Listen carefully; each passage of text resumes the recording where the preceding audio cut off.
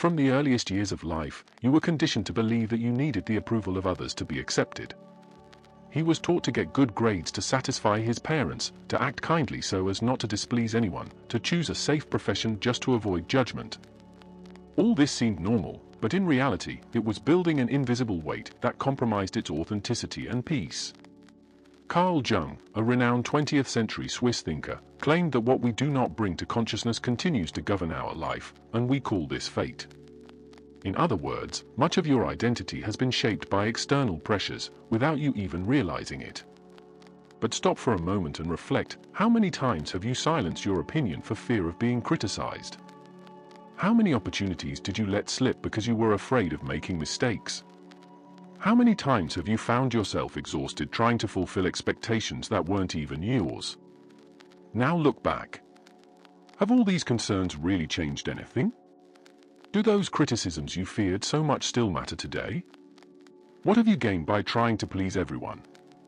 The answer is almost always the same: absolutely nothing. You just wasted time, drained your energy, and often failed to live as you would like. The big problem with caring too much is putting your happiness in the hands of others. You become a hostage to external opinions, trying to fit into constantly changing patterns.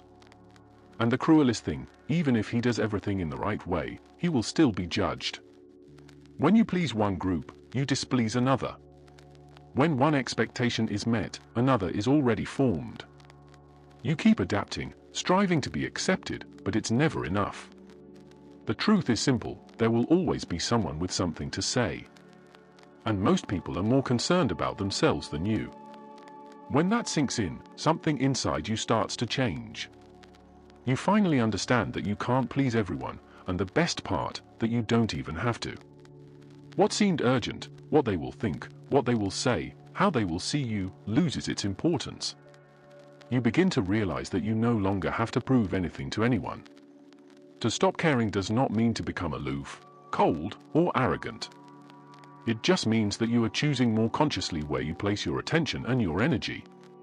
It means to stop losing nights of sleep over opinions that add nothing to your life. It means understanding that your worth is not in the hands of others, and that your energy is too precious to waste on the judgments of others. Most of the burden you carry has been placed on your shoulders by other people, and most of them don't even truly care about you. They just project their own insecurities and frustrations. And only you can make the decision to break free from it. At first, this change seems strange. After all, you've spent a lifetime trying to match, please, fit in. Giving this up may seem wrong. But as you let go, something amazing happens. You start to feel lighter, freer. Free to be whoever you want. To make decisions with authenticity. To live under your own criteria. And then a powerful truth reveals itself: you never needed the approval of others to be happy. You just needed to break free from the idea that you needed. Have you ever tried to convince someone to see things the same way you do? Have you ever spent time trying to explain, argue, prove your point, and in the end realized that the other person continued to think the same way? This is because you have no control over how others interpret the world, and even less so over how they see you. And it is not just a matter of differences of opinion. You can be polite and still be seen as arrogant. You can show kindness and still be treated coldly. You can try your best and still be the target of criticism. That's because each person sees you through a lens formed by their own experiences, wounds, and beliefs. And these lenses are completely out of your reach. The desire to control is an illusion that generates suffering. It makes you believe that if you act the right way, if you use the perfect words, if you are impeccable, you can avoid judgments, rejections, or failures. But the truth is harsher and more liberating. No matter how hard you try, there will always be something beyond your control. This lack of control applies to all areas of life. You can plan each step with precision, and yet the unexpected can happen. You can dedicate yourself to maintaining a relationship, and, even so, the other can decide to leave. You can do anything to be accepted, and, even so, someone will still reject you. And the more you try to control it, the more anxious, frustrated, and drained you become. Because controlling the uncontrollable is a losing battle. But here's the good news: you don't have to control everything to live in peace. When you accept that there are things that are simply beyond your influence, something changes. The weight disappears. Life gets lighter. Freedom begins to emerge the moment you let go of the need to master what can't be mastered and redirect your focus to what you can really change: yourself. From childhood, you have been programmed to seek approval. This did not happen because it was natural, but because it was part of a social structure that feeds on insecurity. When you were a child, you were taught that you had to be behaved in order to be loved. But being behaved meant, in effect, obeying rules set by others, often meaningless to you. When he obeyed, he received praise and affection. When he questioned, he was punished or ignored. So you learned that affection is conditional, and that being accepted requires giving up yourself. Over time, this fear of rejection grows. School tells you that good grades define your value. The media says that beauty determines whether you will be loved. The job market requires productivity to give you respect. Society as a whole teaches that its value is in results, appearance, status. If you don't fit these patterns, you start to feel insufficient. And here's the central point: this insecurity has been manufactured. Created intentionally because it generates profit. The more you believe you're not good enough, the more you consume. He buys clothes to adapt. He does procedures to feel accepted. Invests in courses to appear smarter. He acquires things to try to impress. The fear of not being accepted moves an entire industry. Because if you were, in fact, at peace with yourself, how many of these things would still seem necessary? The system was set up to keep you eternally incomplete. There will always be a new unattainable standard. A new goal, a new product, a new version of yourself that you should achieve. And so, you never relax. You never allow yourself to simply be. Because if he did that, he would become uncontrollable. But what if you decided to stop playing this game? What if, instead of seeking external approval, you began to recognize your own worth without having to prove anything? What if, for the first time, you accepted yourself completely, imperfections and all? Do you know what would happen? Freedom. Developing detachment is one of the greatest forms of freedom that one can achieve. And this has nothing to do with coldness or indifference. Detachment does not mean ceasing to love, desire, or care. It just means freeing yourself from the illusion that life needs to go exactly as you imagined it in order for it to have value.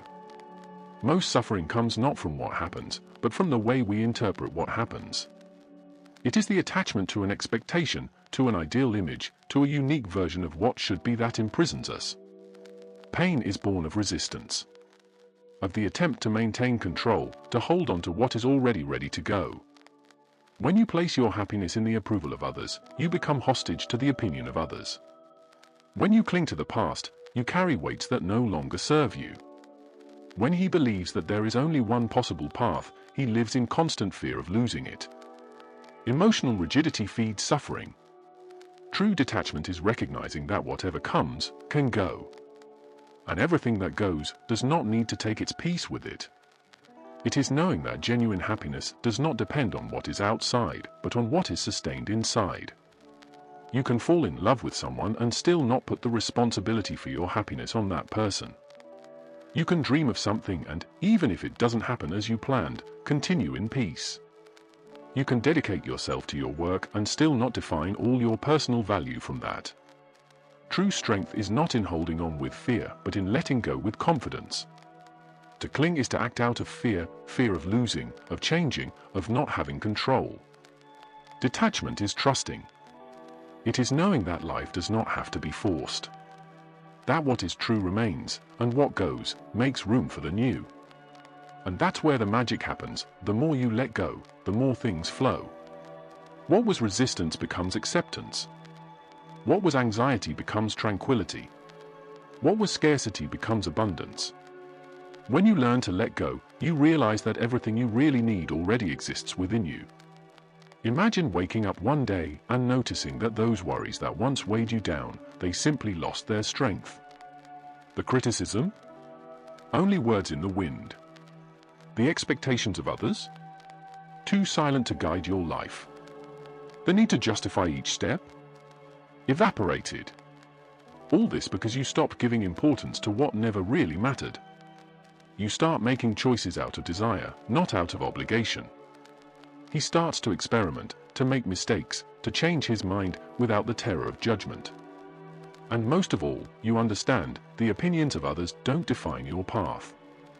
And the most curious thing is that when you stop desperately seeking acceptance, it appears. People feel the difference. They perceive the firmness of those who do not need to prove themselves. Self-confidence doesn't have to scream, it conveys respect, presence, and serenity. You become emotionally stable. What used to take you out of the center no longer has any effect. A criticism ceases to be a personal attack. Rejection is no longer an abyss. The unforeseen is no longer a threat. You look, you understand, you welcome, and it continues. Nothing else dominates you, because you have stopped handing your power into the hands of others. And then, you experience something rare, the peace of being who you are. No masks, no excuses, no burden of wanting to please. Just you, whole, imperfect, real. It is at this point that life ceases to be a stage for performance, and it becomes a road to presence. You realize that everything has always been here, waiting for you to let go. Waiting for you to stop caring about what doesn't matter. Waiting for you to come home, inside yourself. The world has always demanded versions of themselves. I've always wanted you to fit. But now you understand, the real power is not fitting. It is overflowing. It is to live not to be accepted, but to be true. And that's the end of prison. And the beginning of freedom.